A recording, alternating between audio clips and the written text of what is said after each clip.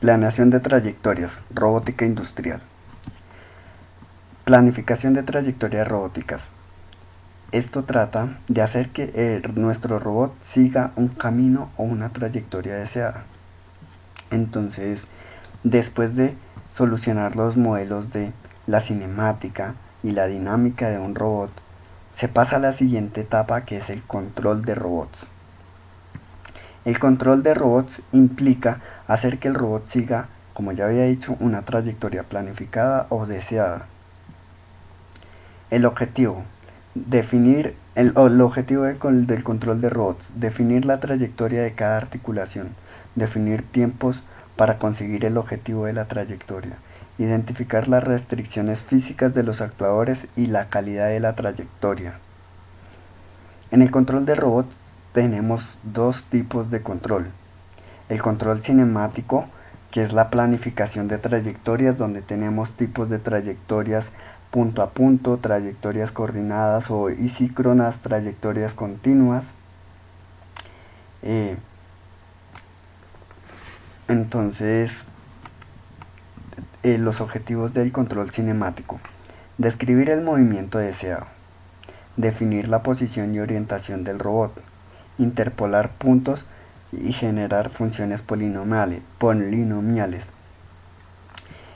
Esto es muy importante, lo de interpolar puntos, debido a que esto se tiende a confundir con la regresión lineal.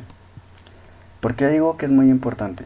Porque la interpolación de puntos, a diferencia de la regresión lineal, es que la interpolación de puntos da una serie de puntos, un conjunto de puntos, él crea un polinomio que pasa por todos los puntos que se dan, mientras que en la regresión lineal se crea un polinomio dependiendo del grado que se aproxime a los puntos, pero depende del grado, puede pasar por todos los puntos o aproximarse a los puntos. Entonces, en el uno se pasa por todos los puntos y en el otro se hace una aproximación a esos puntos. Entonces, es importante esto, ya que la planificación de trayectorias es generar una función matemática. Por otra parte tenemos el control dinámico. El control dinámico es el control del movimiento. Aquí abarca eh, los sistemas de control, los sistemas PID, para garantizar que los actuadores realicen la trayectoria. Se tienen en cuenta los tiempos de operación y la morfología del robot. Se define la orientación y posición de las articulaciones del robot. Definir el modelo dinámico, si es lineal, multivariable, acoplado. Optimización de trayectorias. Eh, aquí se hace el uso del gradiente funcional para generar mejor calidad en las trayectorias, o sea, para hacer el cálculo de las trayectorias. Esto busca que sea óptimo, dinámico, suave y evasivo de obstáculos en la trayectoria. Principalmente esto se usa en el uso de cohetes o naves espaciales. No ha tenido gran éxito debido al alto costo computacional que requiere esta técnica, así como también la derivación de órdenes en espacios de alta dimensión. La optimización hamiltoniana convariante para la aplicación del movimiento. Esto garantiza que las trayectorias sean de calidad en sistemas robóticos complejos con muchos grados de libertad. Entonces, ¿cómo garantiza esto? Pues garantiza que las trayectorias sean suaves, que las trayectorias supriman muchos movimientos innecesarios, que produzca unas trayectorias cortas, que baje las aceleraciones y las sacudidas y ruidos de la trayectoria. A continuación, mi compañero les va a explicar el método CHOM de CHOM, Como método es especialmente bueno para encontrar rutas óptimas, incluso si estas no son las más suaves, pero como herramienta sirve como primer paso para una ruta ideal. Para lograr esto, el método hace uso de gradientes para acercarse a la solución. Un buen ejemplo para mostrar esto es el de la regresión lineal. Asumiendo que tenemos una pendiente y unos puntos que deben seguir la función, queremos saber por qué número hay que sumar para llegar a la mejor aproximación.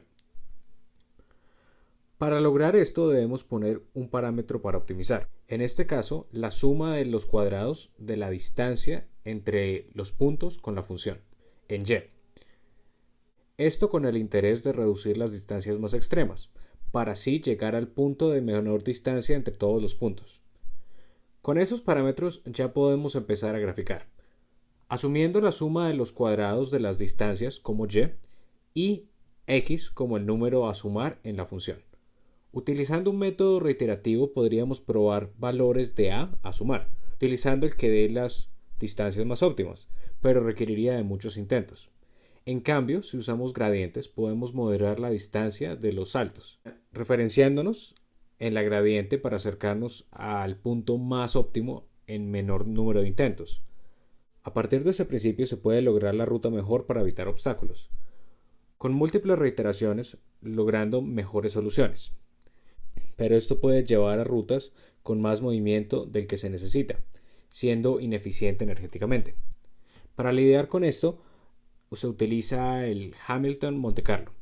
Esto con el interés de usar un parámetro para optimizar el gasto energético. Utilizando momentum se contrarresta las tendencias bruscas, por así decir, del algoritmo. Esto, con el uso de otros métodos, nos permite llegar a la trayectoria más óptima.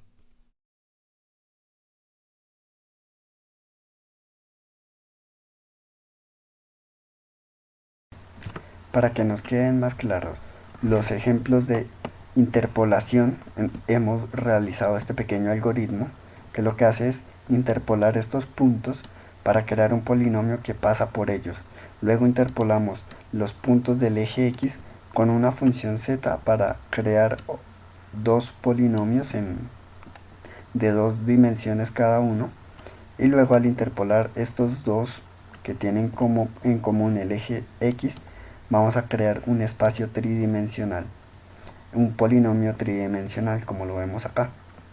Entonces, estos son los puntos que nosotros habíamos puesto, los puntos deseados. Entonces, aquí comienza nuestro algoritmo a crear el polinomio que pasa por todos estos puntos. Luego, el polinomio que habíamos interpolado con la función de z, que se las indiqué acá, que es esta, y la función x, me crea esta otra función, este otro polinomio. Al interpolar estos dos polinomios, logro obtener un tercer polinomio en el espacio tridimensional, ¿sí? Entonces, al verlo de esta manera, vemos que el eje z y el eje x tenemos esta función, pero al verlo desde arriba, el eje x y el eje y el eje x, tenemos esta función. Aquí está, me equivoqué, puse al revés los ejes, pero este es el eje y este es el eje x y este es el eje y. Entonces, así es como podemos ver representados la interpolación de estos dos polinomios en un polinomio tridimensional, que fácilmente esta es la trayectoria del robot. En el ejemplo que acabamos de ver, tenemos que también al calcular al realizar la interpolación, él me da los coeficientes del polinomio, me los calcula para que los podamos ingresar a robot. Bueno, ahora vamos a ver el ejemplo del método CHOM, donde yo le doy al programa una serie de obstáculos y él me tiene que calcular la trayectoria deseada. O sea, estos son los puntos por donde yo deseo que pase el robot, la trayectoria del robot, y estos son los puntos que yo quiero que evada el robot. Entonces, Al correr este algoritmo, bueno, aquí me crea los distintos polinomios de las distintas gráficas, son tres, ¿sí? Y como el de mayor número de coeficientes es la amarilla, entonces aquí claramente vemos que a mayor grado se aleja de la suavidad, o sea, esa trayectoria no sirve. A menor grado del polinomio vemos que es un poco más cerrada, más suave.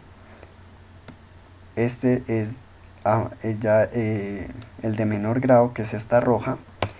Y estos punticos que vemos aquí, redonditos, son los puntos de obstáculo. Y estos que tienen los asteriscos son los puntos de la trayectoria deseada. Entonces ahí podemos ver cómo se cumple lo que explicaba el compañero en su video sobre el método CHOMP.